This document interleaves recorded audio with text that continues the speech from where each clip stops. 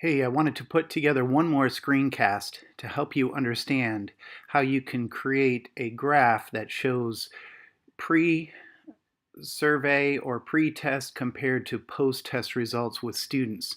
So I'm just going to name the sample here, and I want you to see what it would look like, how to set the table up before the lesson and after the lesson. Those are my column headings that I'm going to use.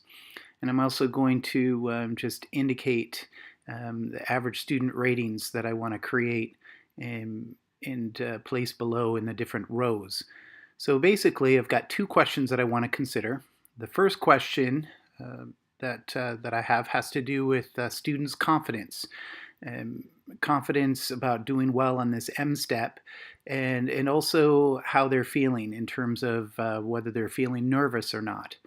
And so you recall from the pre-post test that we've got two different points of measurement before the lesson and after the lesson.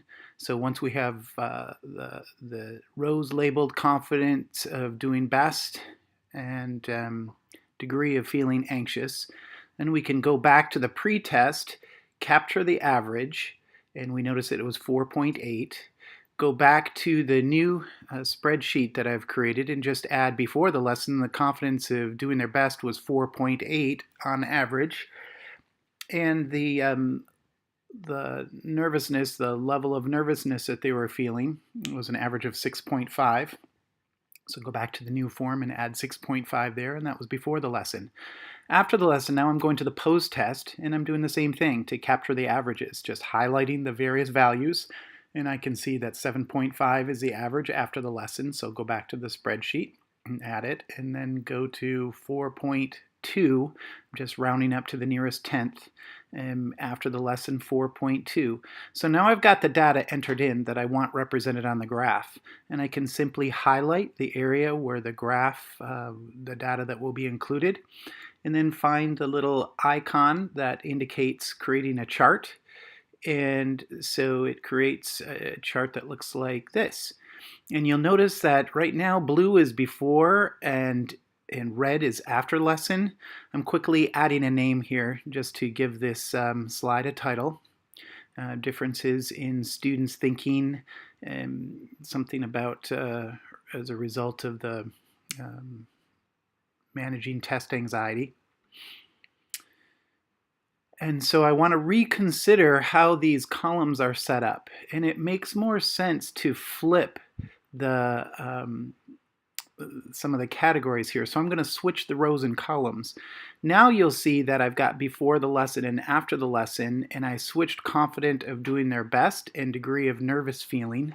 And I'm also wanting to extend add data labels. Start with adding some data labels, and then you notice that it measures from 4 up till 8, and I really want that minimum value to be 0 so you can get a true picture of the growth here. And so when I add a 0, now it demonstrates and displays from 0 to where they're at. I did want to revise my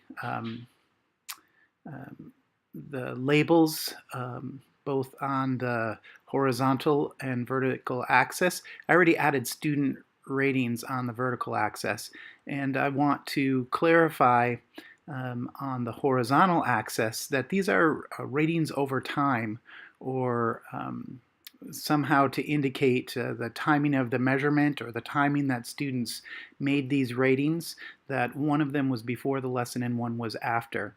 And now it starts to make a little more sense as you think about the graph. Now there are some things that I can do with this chart to make it a little more pretty. I can change the color of grid lines if I choose to. For example, I could make them yellow.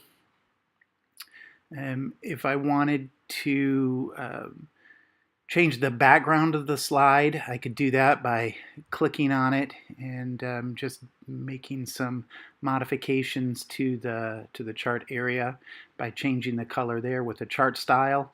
And so for now, I just want to look at what would blue look like. So I'll just highlight that in blue. You can also change the column colors if you choose to, clicking on them.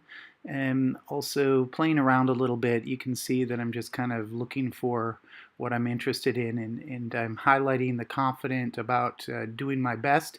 And notice how the key changes to yellow as well. Adding it, making it 3D if you want to choose to do that, could add some cool effects to it.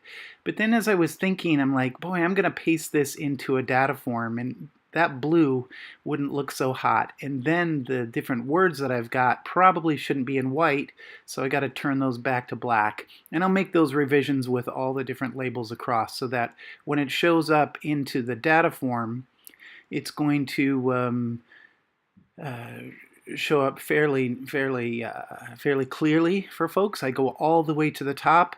I'm looking to conserve as much space as possible, and that's going to mean I'm going to have to resize it and pull these extra spaces above. I also want to, where I can, try and center the chart so that that it looks good.